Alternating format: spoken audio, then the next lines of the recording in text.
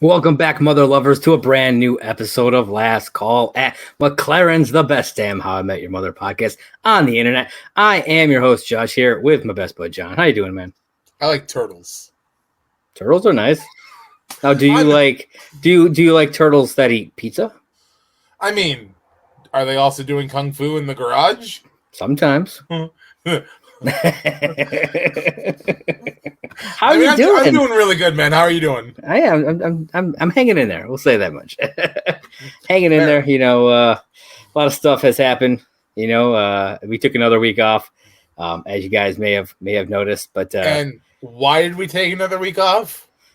I was tired. Maybe. No. Oh yeah. Okay, so he's gonna play coy over here now, Mr. Host with the most. Mr. Merc with the movie blog over here goes and gets diagnosed with MS. That's true, folks. It's officially. We're really sorry again there. for another delay. I'm also starting a new job this week, so I'm leaving one form of security to move to another form of security a little bit higher up. Josh got diagnosed with MS. It's just been a clusterfuck of a week where neither of us are getting any sex. So if you want to help us out, hit up his Cash App, drop him some money. It's true. What is your cash tag again? It's Merc Trader 22, MERCTRADER 22. And mine is cash tag JMade1. I mean, it's either gonna put gas in my tank or it's gonna, go to feed my kid or something because that kid's a bottomless pit. There it is. But I mean, make us happy. Drop us $1 if anything. Just let us know you're out there. That's true. So other than all that, have you had anything interesting going on this week that you want to share? Just found out I have siblings that I didn't know about after 38 years of my life. That's true. That's true. That's a big not a one. How I Met Your Mother fucking storyline. So long story short, without going off on a diatribe, I've never met my biological father. And I just found out that I have a sister who is 43. So she's a little bit older than I am. She still lives in the Rochester area. So amazing. Yeah. You are the Barney in this situation. Yeah. So, but that's not necessarily a bad thing. It's crazy stuff, man. It's crazy stuff. And if any of you want to hear more, well, that's not up to me. That's up to him. And you're going to have to reach out on the Twitter. That's simply saying J1. Reach out to me on Twitter. Go ahead and go check my blog. I promise, because I've just plugged it here, I won't plug it at the end of the show. But go over to Twitter at simply saying J1, the Not Your Mama podcast location. I've got a link to my blog, and there's my podcast page. So check them out. Shoot me a like. Shoot me some messages. We'll get in talks. Yeah. Maybe I can get a life movie made about me where, someone cool plays me. It's true. That would be nice. While you're at it, follow me at Movie Blog Merc and follow us at Last Call HIMYM, all on Twitter. And join that Patreon, folks. We want to get some good content going for you. Listen, you want us anywhere for this podcast specifically. Go on any of the social medias and it's Last Call HIMYM. Yes. You find us on Patreon, Twitter, Facebook, Instagram. You can find us Anchor. where any of your podcasts are posted, whether it be on Apple Podcasts, Spotify, and the other third-party ones that I might be temporarily forgetting at this point. Mm-hmm. And I'll tell you this. The secret number is going to be 37, and I'm saying this now at this point in the thing. If you leave us a comment on wherever you're listening to this with the number 37, we will do a personal shout-out to you on the next episode, number 18. There we go. I like it. I like it a lot. And because we just did all that plugging here at the end of the episode, we're not going to plug any of our social media. I mean, I still might. No. Well, we'll be nice this week. I mean, I'll probably still remind them about the this Twitter specifically. Fair enough. But so we are here, guys, with season 2, episode 17. Arrivederci, Fiero. That's right. I totally didn't realize that's how you said that word, and I was like, I thought it was Arrivederci, and I was like, what the fuck does that even mean? Like, what is Derce? Arrivederci. It's beautiful, man. It's beautiful. It's hauntingly beautiful, man. I love it. All right. So this episode debuted on February 26th of 2007, directed by Pamela Fryman, written by P. Fry, written by if I ever meet her, I don't know if I'll be able to hold myself from calling her P. Fry. I'm just saying it might happen. Written by Chris Harris. He's another longtime series writer. He also wrote the episodes Game Night and Scorpion and the Toad, as well as goes on to write Everything Must Go, The Front Porch, and many more. Those are some good episodes, though. Yeah, some good episodes. The summary for this one, Marshall's Fiero breaks down. The gang each recall memorable times in which the car and how it brought them closer together. This is one of the few times where they do a single storyline where everything is centered around like the one thing. Yeah. And like the stories aren't like they're layered, but they're layered. A lot of flashbacks in this one. More than usual, which I think is nice. Because I always like the flashbacks because they tend to be funnier, I feel. Sometimes, yeah. So, yeah. All right, now we're going to test your knowledge really quickly while you're thinking of P. Fry. You ready for this? All right. Sidebar, not How I Met Your Mother. Okay. Name and address on the inside of the mask in Finding Nemo. Oh, geez. I can get us partially there, but I can't finish it. It's P. Sherman. Oh, yeah, P. Sherman. 42 Wallaby Way, Sydney. I mean, hey, you know what? That sounds good to me. I think that's... I thought about that after I said P. Fry, and I was like, P. oh, Sherman. snap. You know what? All of you out on there listening to this, hop on Twitter and correct us if we're wrong. At Last Call HIMYM. Is that the right address? I don't know, but you'll probably know. Maybe. All right, so we're going to start off this episode with Ted and Marshall in the Fiero as it's about to hit 200,000 miles. Have you ever had a car hit that many miles?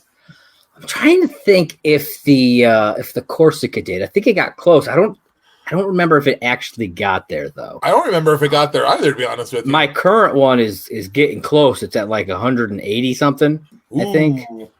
I believe that's what it's at right now.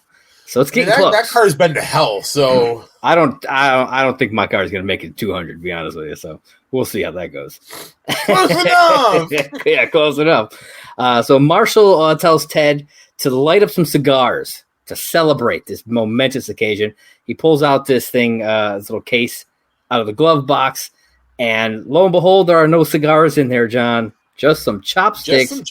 Wrapped up in napkins, which we do find out later on in the episode where they came from. Then, while distracted by this, Marshall hits a huge pothole, causing the Fiero to stall out with only 0.8 miles left to go. That's so just close. Over a quarter. Like, that's just over half a mile. Yeah, so it's just over like 3/4. Yeah. Yeah. It's not far. No, not at all. It's less than me going to like the Walmart in my town. Oh shit! Yeah, so it's definitely it sucks that they hit that pothole because they were so close, man, so close. So then we come back from the opening sequence, and future Ted is telling his kids that sometimes life forces people to become someone that they didn't want to be. John, true statement. And when that happens, we try to hold on to a little piece of who we were. And for Marshall, it wasn't so little. It was his Fiero. I mean, yeah. I mean, you find out a lot about the Fiero in this episode. Oh, yeah. But I mean, like, that car, first off, the Fiero is just a beautiful car overall. Yeah. It reminds me a lot of DeLoreans. It does. It's got a similar structure and everything. Yeah. But oh my God, that car is just beat to hell. Like it really is. And he's had it for quite some time. Which, I mean, at this point, he's probably, because him and Lily were together for what, 10 years at this point? Yeah. And that was, they met freshman year. He'd had it. He's had to have had it for at least 2 years prior to that, because he mentions in the scene where they're in freshman year, when they go on the road trip, that the tape's been stuck in there for 2 years. Yep. You know what I mean? So he's had it for at least 12 years. At least. And it wasn't new. He got it from his brother. So that car is pretty old. Oh yeah. And I mean, in Carney talk, it's probably held together by bubblegum and Scotch tape. Yeah, you know what? You're probably right. Yeah. I know you haven't actually watched New Girl, but there's a character in it his name is Winston, and at one point he has a car. It's literally like held together like that. Oh shit. Yeah, it's ridiculous. So it kind of reminds me when you said that, it reminded me of that. So if you haven't watched New Girl, go watch it, everybody. It's a good show. Josh recommends it. That's right.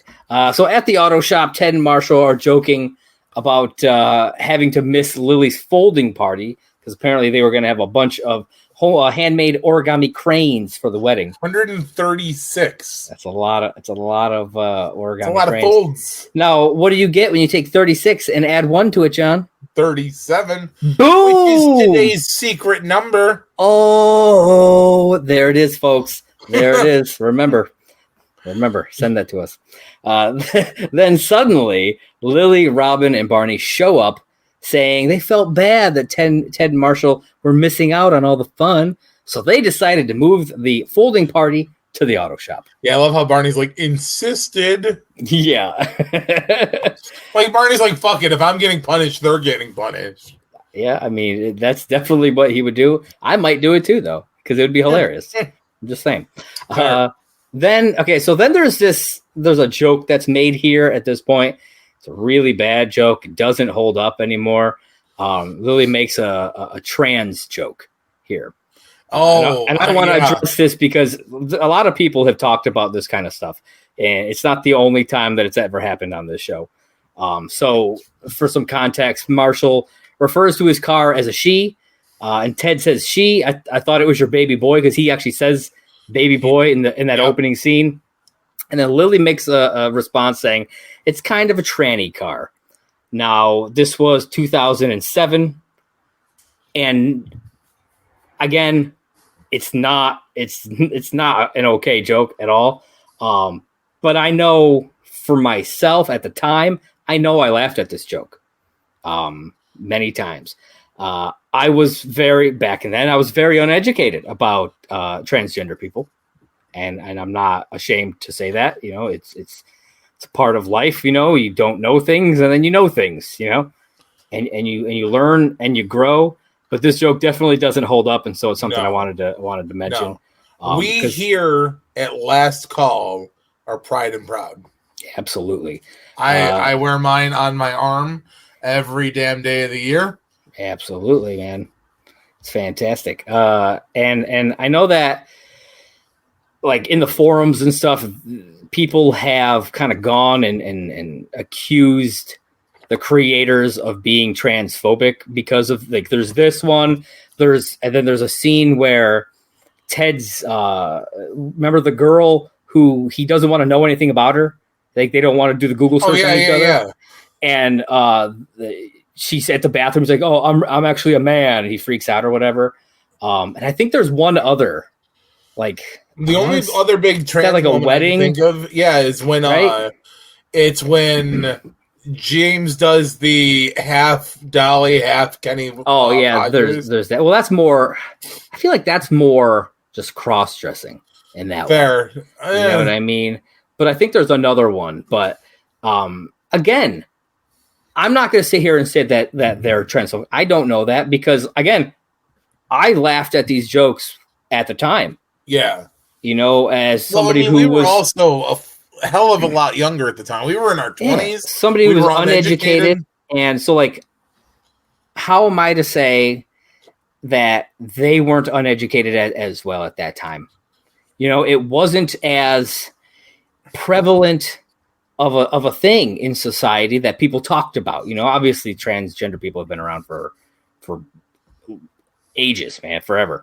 But it's not something that was as openly discussed. And so, like, I have a transgender stepbrother, and he had transitioned before this episode came out. Oh yeah.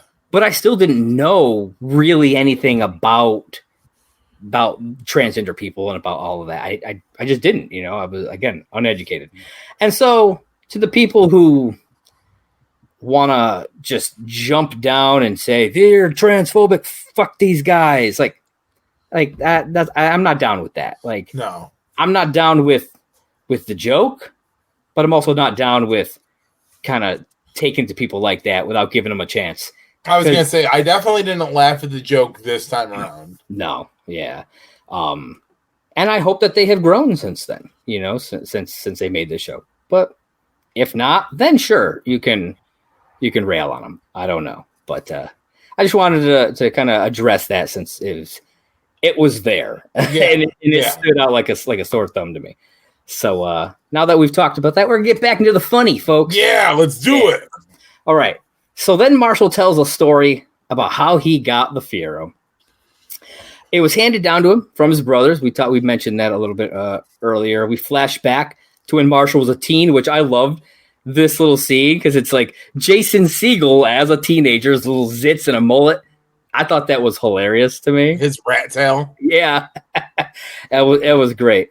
And his brothers say that he has to pass a final test in order to get. Yeah, but can we just talk about the test that he had clearly done before this? Yeah, there were two. One didn't matter. One was he had to shave his legs. Yeah, and then the other $5 in quarters, and he's only gotten $4.50 back. Yes.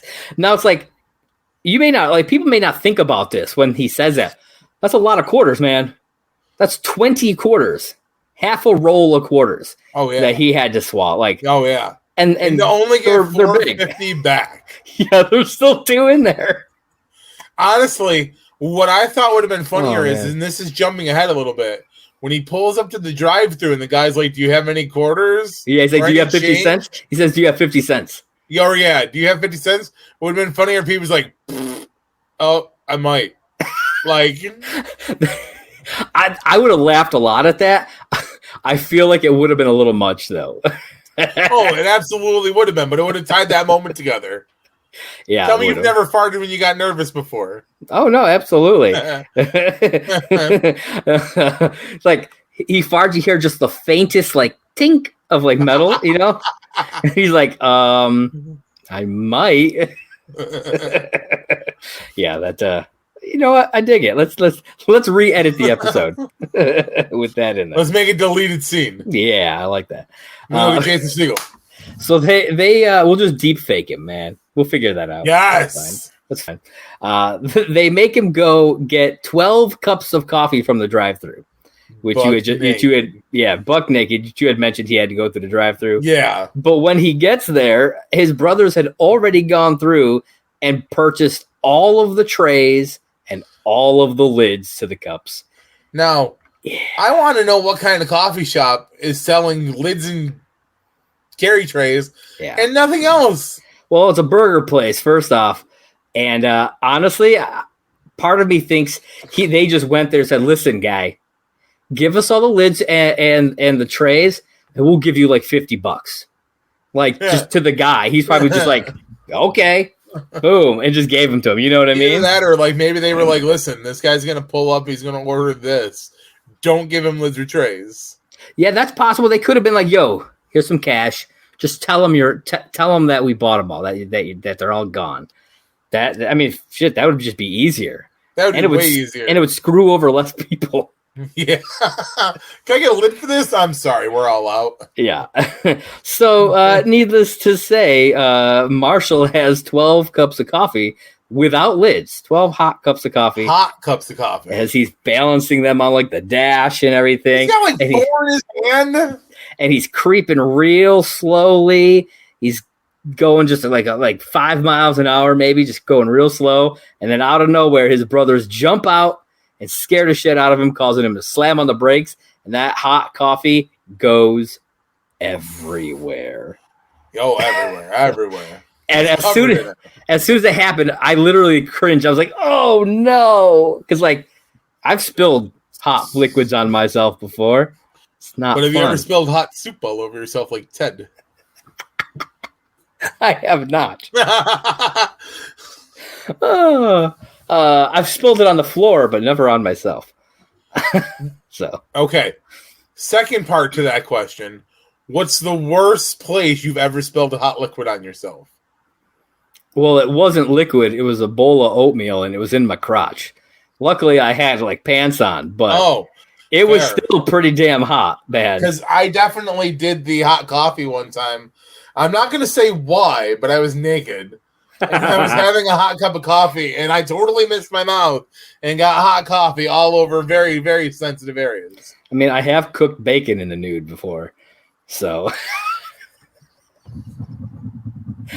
I'm a daredevil, yo. Come on, let's hear it. I'm a daredevil. Well, I mean, it splashes and stuff. Oh no, I want to know why you were naked cooking bacon. Oh, I happened to be naked and wanted some bacon, and so I was like, didn't think nothing of it. I'm making some bacon. Never have I been naked and been like, man, I could really go for some bacon right now. It was like, early morning. I was making some breakfast, That's even worse. I've never just been early in the morning and been like, fuck, man, I could really go for some bacon. You've never woken up and be like, I want some breakfast. I could go for like some eggs and bacon. Come on, that's standard. Many people have that exact same thought. I'm sure they don't do it while they're naked, though. I didn't say they did. I just happened to, because I used to sleep like that. So, happened to just get out of bed like that and make the bacon. Now, anytime I've done that, I throw an apron on first. Yeah, man. You got to love the apron. Just keep going, and I'll catch up where I can. That's right. Oh, shit. Welcome to Empire Records. Can I service you? That's right. So it is revealed that this is where Marshall's no food or drink rule comes from, which we will get into soon. However, I have something to say about this. Okay. In a later episode, it is stated that Ted and Marshall have taken many road trips, eating only beef jerky and drinking tantrum. But they also have a pizza delivered to them while they're driving the Fiero. That is also true. And they show scenes where they're like jamming out with the bottle of tantrum and like holding the jerky in that future episode. Yep. I think it's the last season, right? Because it's during the wedding. I believe so. Right? Yeah, I think so. Maybe. I don't know when it is. But they show that specifically. So I'm just like, obviously that's not 100. Like this show is really good about continuity, but this is one of those spots where they kind of missed the mark on the continuity later on. So then Lily gets aggravated with Barney because he keeps messing up the origami swans. She gets so fed up that she tells Barney, he's out. You're done. You're done, Barney. And this was his plan the whole time. Oh, nerds. Nerds, John. I love how she, though, insults him by saying, like, she could replace him with a kindergartner. Yeah. Like, okay. Well, I'm assuming she's been teaching her kids origami in class or something. And so she probably knows that they could do a swan. And I guarantee you Barney could make a swan if he wanted to. Oh, I guarantee you he could. He doesn't want to do it at all. I mean, would you? I mean, maybe. I don't think I would want to have to sit there and do 136 of them or whatever. But, if I make it a couple of them, 37? Sure. Yeah, 37. So then Ted and Marshall tell the story of what Ted calls the 100K fiasco, or as Marshall calls it, the Fiero-asco. Yeah. Which one do you like better? I like the 100K fiasco. Yeah, I think it rolls better. I get what he was going for with the Fiero-asco. Yeah. But I just don't think it rolls off the tongue as well. So we flash back to the college days. They decide to essentially carpool back home for winter break. At this point, they really don't like each other. They haven't become friends yet. They're just roommates. They're estranged. Yeah. And we actually get our first, I believe it's our first mention of Karen in this episode. I believe so. Yeah.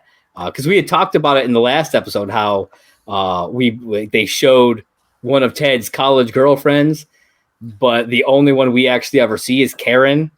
Yep. And here she is being referenced now.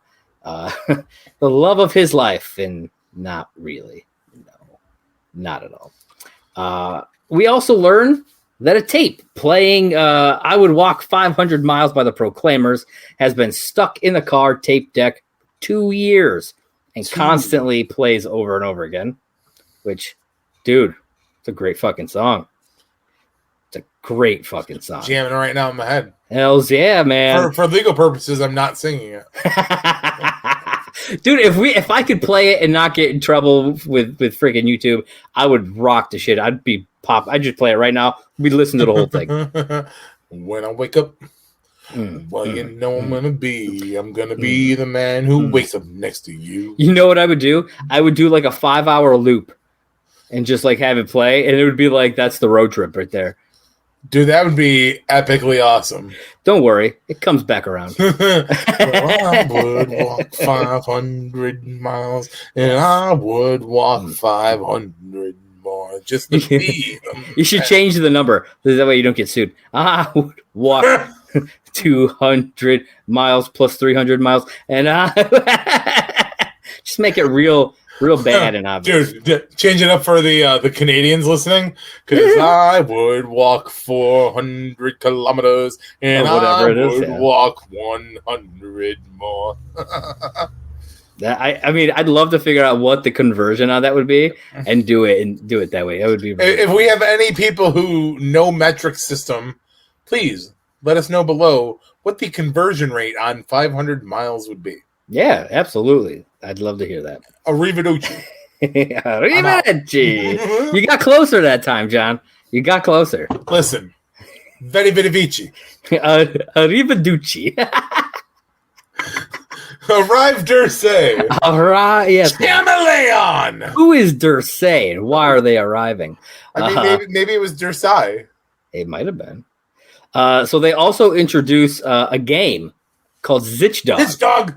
And, Marshall, he's very good at games, as we have learned previously, and it's no different here. He is destroying Ted at this game. My favorite one is when he's asleep in the passenger seat, and Ted's like, Marshall, and he's just like, what's the Zilch Dog? Zitch Dog, Blue Subaru. He's like, damn it!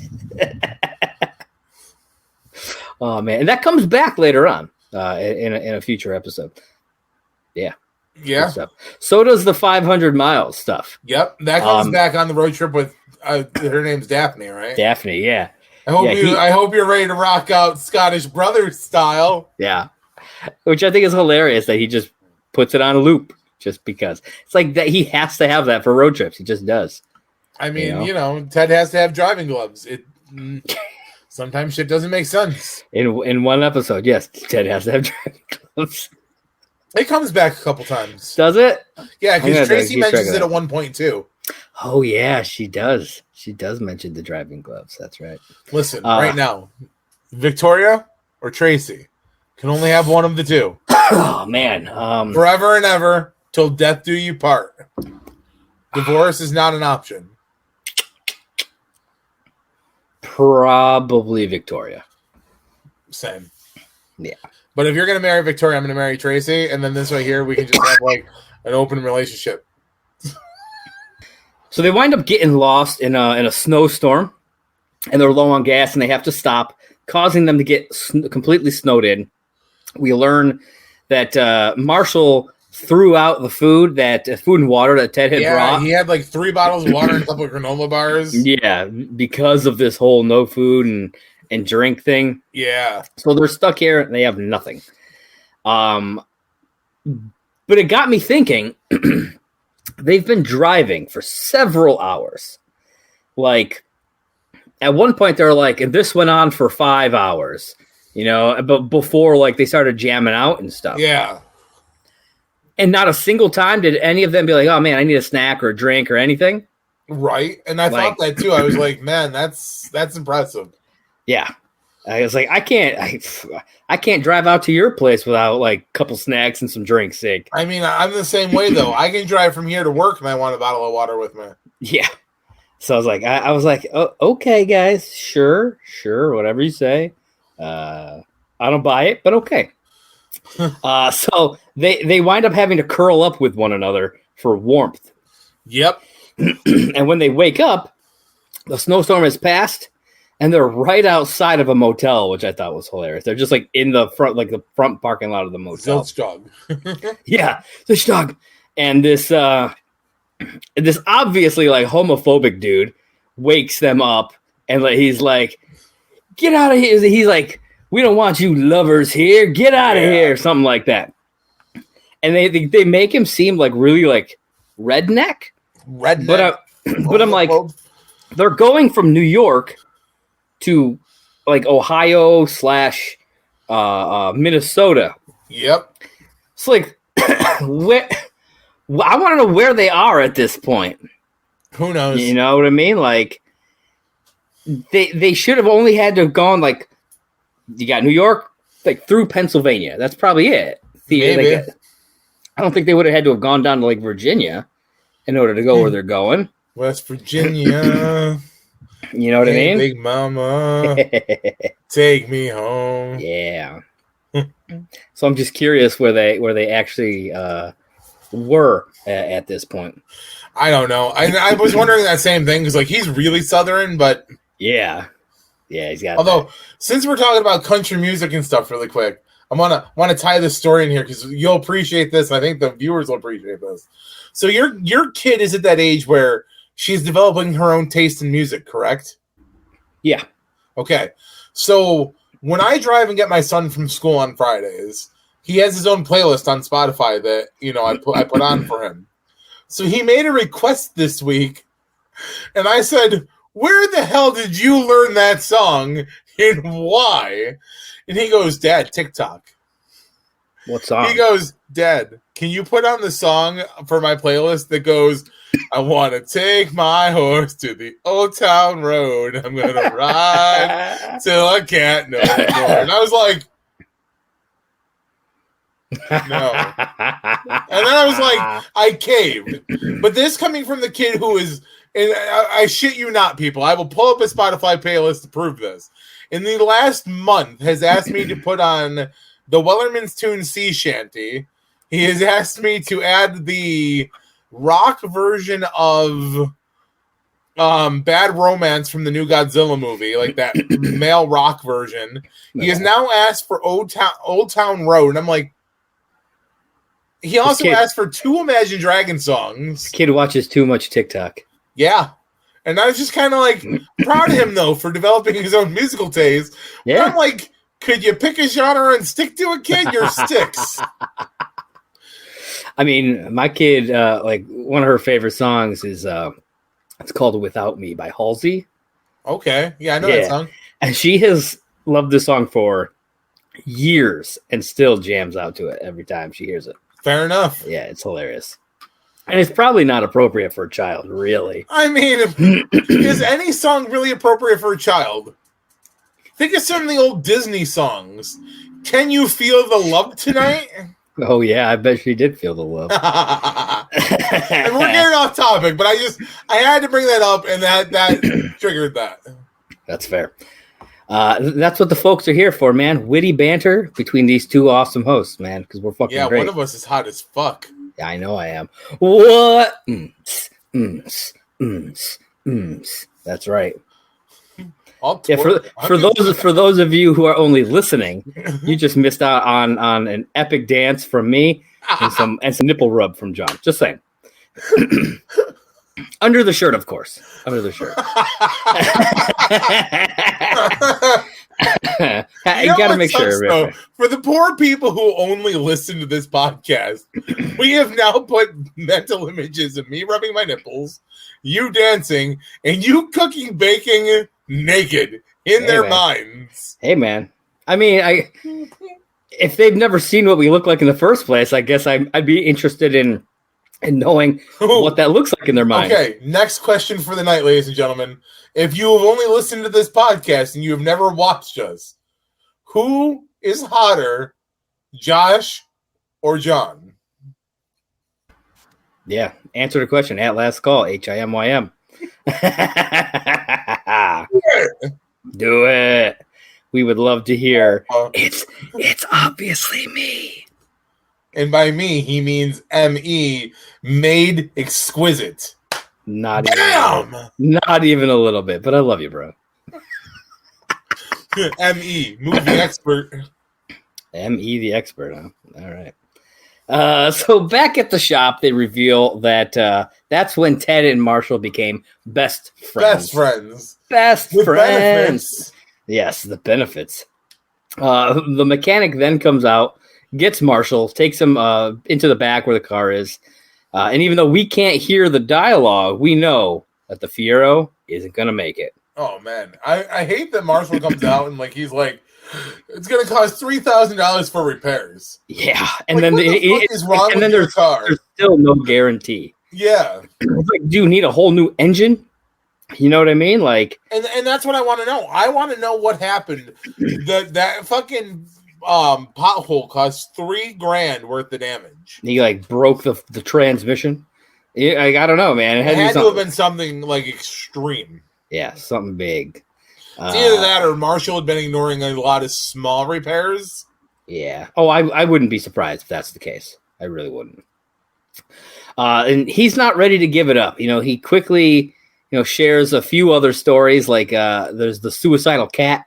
Yep. The hitchhiking Waldo, which is funny. I almost thought was not Moby. That would have been hilarious if it was. That would have been great. And then there's a story about the homeless person who broke in, threw up all over his back seat. Yep. Which leads Lily to kind of have a little breakdown.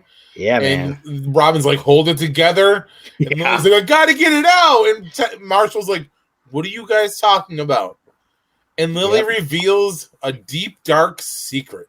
That's right. She's pregnant. She's pregnant. No, folks, that's not right. But she and Robin did pick up some Thai food one night. Yep. In his car with a no food rule. And somehow wound up dumping it all over the car. Now, how shitty did those to-go containers have to be that it got all over like that? Yeah, I mean, they even said, we'll get it double bagged and everything. You know what I mean? It's and she hit the brakes so hard that it just, exploded all over the car. All over the car. I don't know who was holding it, how they were holding it, what was actually going on there. But, front, back seat, everywhere, man. Everywhere. It was all over. And what I kind of love about this scene is we get Lily's infamous red wig again. Yeah.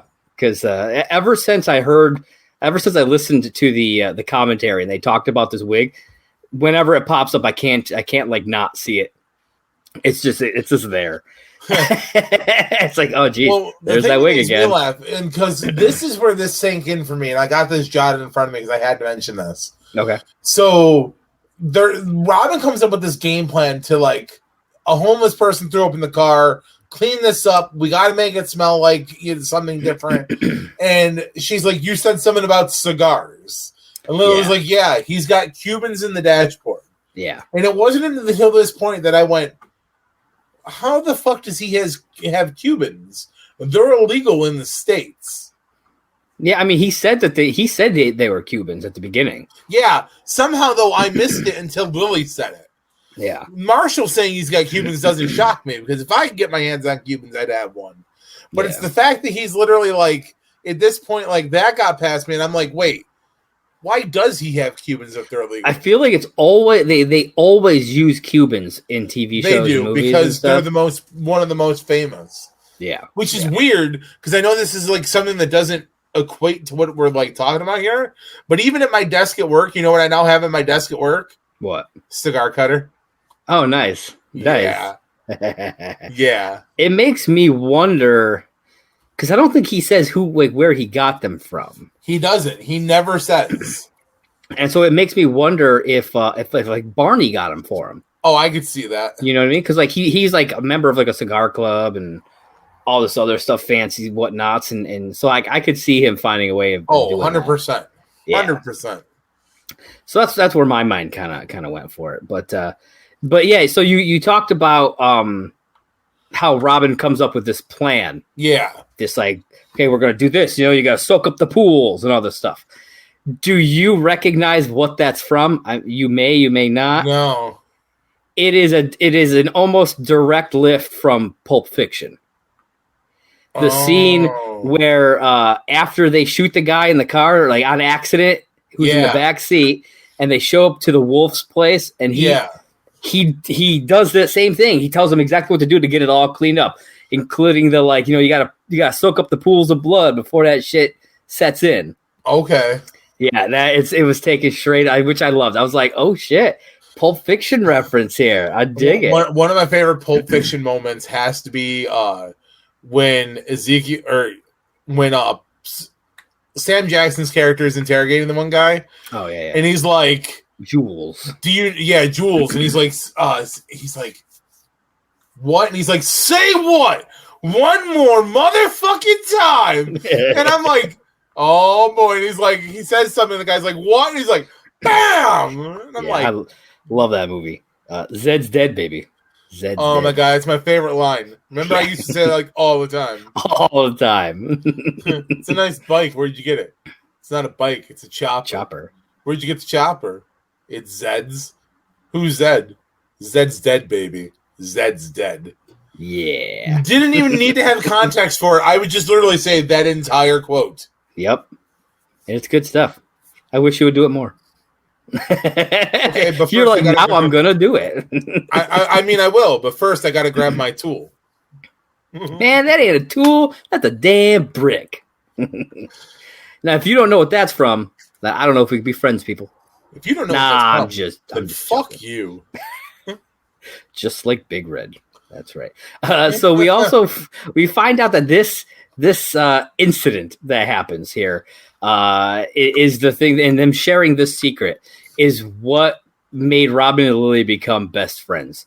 So we're finding out a lot about the relationships that formed between these characters, and how these strong bonds actually happen, which I think is pretty cool. I love the story that comes after this one, though. Yes. Then Barney reveals his story about why he hates the Fiero. He doesn't love it. He hates it. But I love that he's like, love it. And he like turns to the window to do the big dramatic reveal. Yeah. I hate the Fiero. Why? Why? I'll take care of this one, Barney. And then Ted, he's like, I'll just tell the story. It's fine. I mean, it's a funny story, though. It is. And instead of drawing it out, like, I like that it's kind of like pretty much to the point. It Barney is. Can't drive. What I thought was funny, this scene, Barney's wearing a full purple suit. Yeah, I noticed that too. And it's like the bad part of the Fiero stories. You know what I mean? Yeah. So I thought that was kind of interesting because for him, the Fiero is a bad thing. It was a bad thing. Yeah, and he's got literally full purple suit, purple tie, everything. Yeah. I love where he's like, oh my God, I don't know what to do. Hit the brake. Which one's the brake? Make the L with your hands. Like there's a dog. Zitch dog. Yes. 1-0. And he's going like 5 miles an hour. If that. Yeah, if that. And it's and Ted, the way Ted laughs during this scene, like Barney's freaking out, and Ted is yelling random stuff. And on the wiki page, let me see if I can find it again. It says that he says something specific during this scene. I don't know if it's hard to hear, and I didn't actually hear him say it. Let me see if I can find where he said it. Apparently he yells, "Throw me the idol, I'll throw you the whip," which is a reference to Raiders of the Lost Ark. But everything, there's so much going on, like between Barney screaming and everything, that I honestly couldn't pick it up myself. So I might have to go back and really just kind of zone in on it and see if I can catch him saying that, which I thought was funny because he like Josh Radnor was probably just saying random stuff. Probably, but just I mean, because it's hilarious. It wouldn't be the first time though that he's made an Indiana Jones joke, or it won't be the last time. That's also true. But yeah, I love that scene just because Neil does such a great job. He does. Freaking out for literally no reason. Spoiler alerts. He stops before he hits the dog. Yeah, he does. He veers off a little bit and like brushes into a bush. It just rolls to a stop. I was like, I forgot how funny that scene was. Until I watched. And I love how like he plays it off like it's a near-death experience. Like he's like, that day changed my life forever. Okay. Yes, to keep being the same. He vowed to keep being the same and living his most awesome life. So then Marshall comes to the decision that it is time to let the Fiero go. He goes to say goodbye, and when he pats on the dashboard, the tape pops right out. Yep. And I was like, oh, man, it's great. It's the car saying goodbye, man. It's like, okay, I'm ready to go. Here's your gift from me. And because of that, the rest of the gang get a little emotional, and they're like, no, we're gonna get this car to 200,000, even if we have to push it the last 0.7 miles. And so they try. Except it's on blocks. It's the back wheels are on blocks. And what I think is cool is during this scene, as they're like pushing, you hear like this orchestral music. Yeah. It's the 500 Miles song done in an orchestral version. Yeah. Which I thought was really, really cool. I was like, oh, I caught it on the second time around that I watched it. I was like, oh, wait a minute. I know that fucking song. Yeah. So I thought that was really cool. So then we go to the bar. Future Ted reveals that the money that Marshall got for scrapping the car paid their bar tab for the next 2 nights. Woo. And it got me thinking, either he didn't get much for this car, or they drink a lot. I mean, they do drink a lot. That is true. Now, before we get to the next segment that we do, well, there's a little bit more, though. Yeah, there's one last scene in the episode. To finish off the episode, we flash back to when Marshall first gets the cassette tape, the single. You remember those? And I love that he actually says it, too. Yeah. He's like, oh, because I've actually heard people be like, well, why does the tape just loop? Like, why wouldn't it play the other songs on the tape? And I was like, it was a single. Yeah, it's a single. And people are like, what? And I'm like, it's a single. Like, what? Like, people don't remember this? They don't they might have been some of them might have been too young. Or not alive kids. Yet. Oh, I'm going to do this one this week. It. Kids! Back in the day, there was a thing called the cassette tape. And not only could you buy the full album version of a cassette tape, but you could buy a single version, which cost you just about as much as the full album. And there was only one song on both sides. Yep. Sometimes it was like an alternate version of the song. Yeah. Or like a demo version. They give you a little treat, with a demo. But yeah, I had a few singles in my day. Yeah, so, I had a couple. I'm sure most of us kids at that time at least had one. Here we go. We'll have fun with this. What was your most embarrassing single? Because I remember the first one I bought. It was my most embarrassing. I mean, at the time, because like I wouldn't be embarrassed like now to have it because it's a jammer, but it was If You Want to Be My Lover from Spice Girls. I mean, that's a banger of a song, man. And I ain't embarrassed now, but at the time, I'm going to admit mine by intriguing you with a line from another show. Number 1, step forward and say the line. Nice.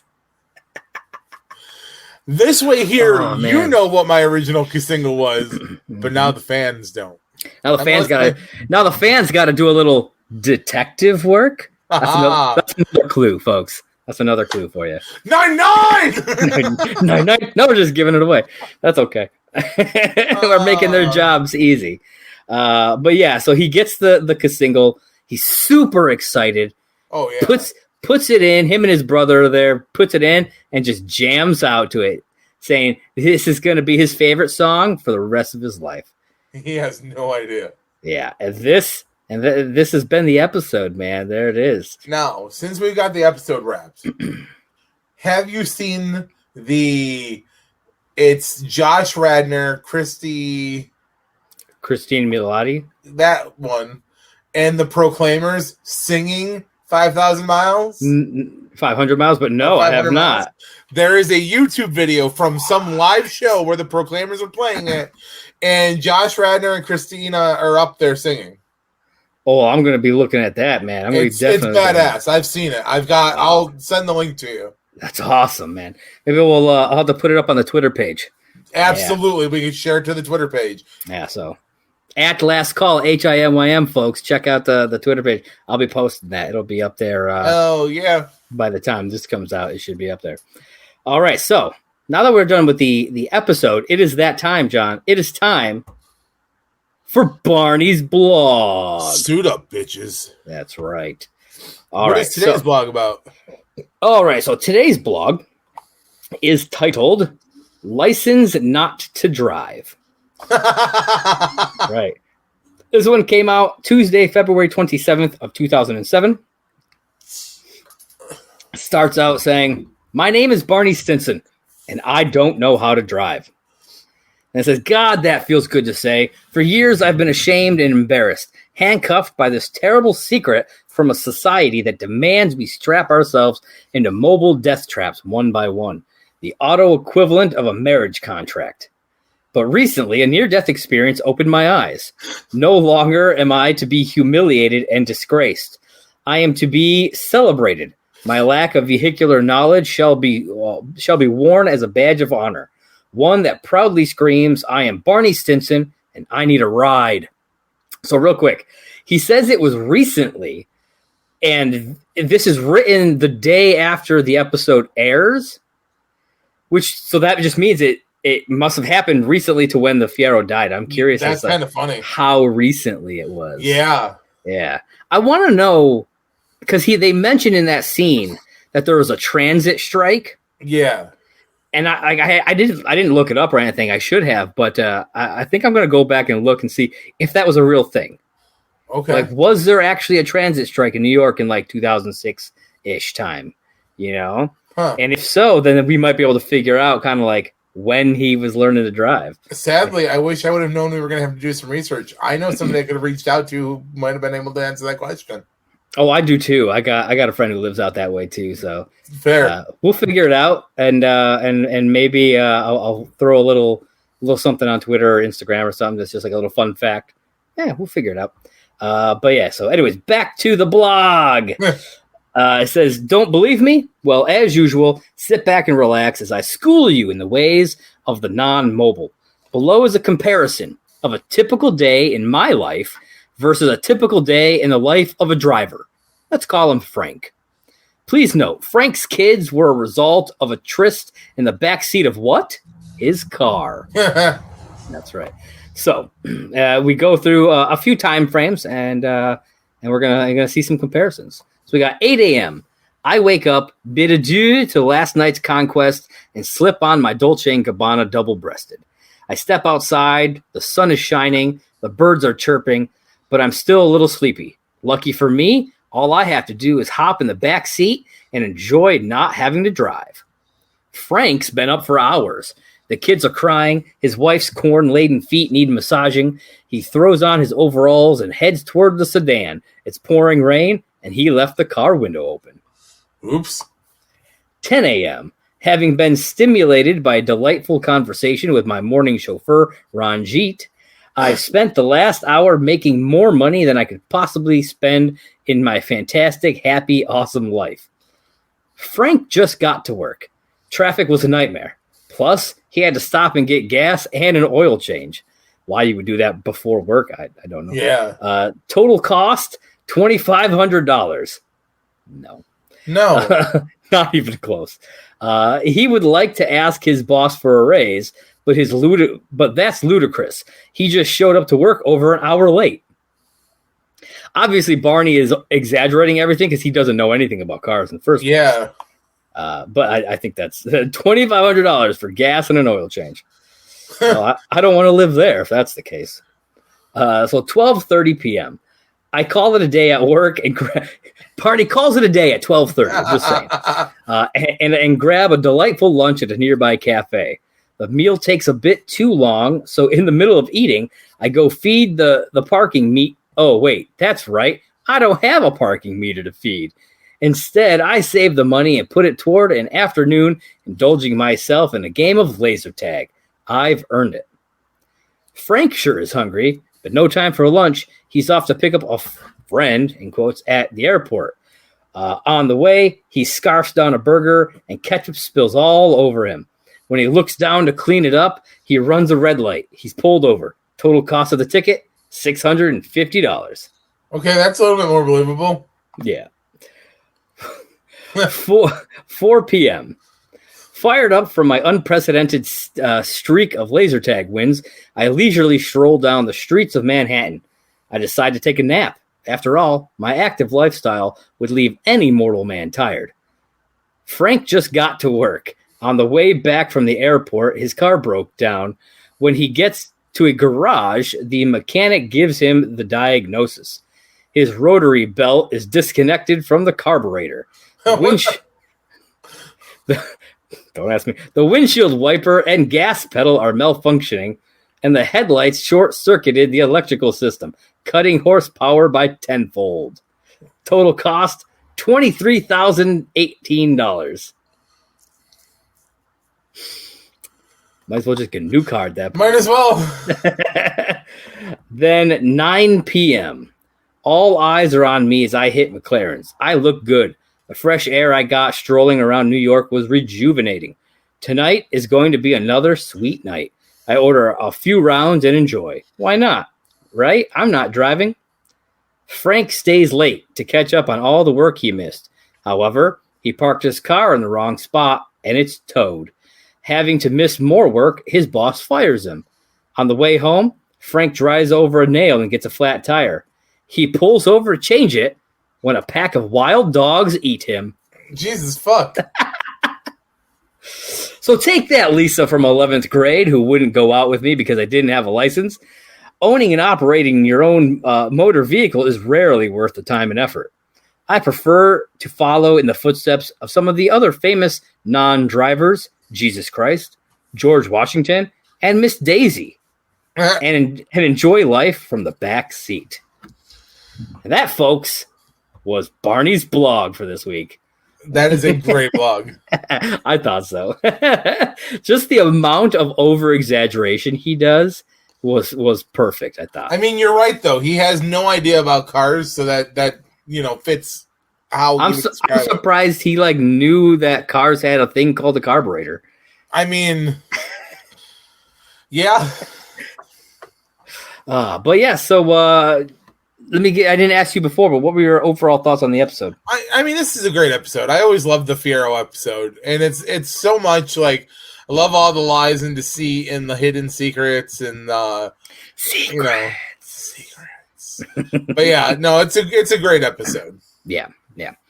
Is there anything else that you want to talk about before we wrap things up here? All right, so as we said, we're not going to do our full big old spiel at the end here, since we did at the beginning, but I am going to tell you, be sure to follow us on Twitter at Last Call HIMYM and join our Patreons, patreon.com/Last Call HIMYM. We'd love to get some content out there for you guys. All of us at HIMYM. Last Call HIMYM. That's right. So be sure to check us out there. And that's all that I got for him, John. What do you got for him? Yo, listen, you don't have to go home, but you can't listen here. All right, catch you guys next time. Peace.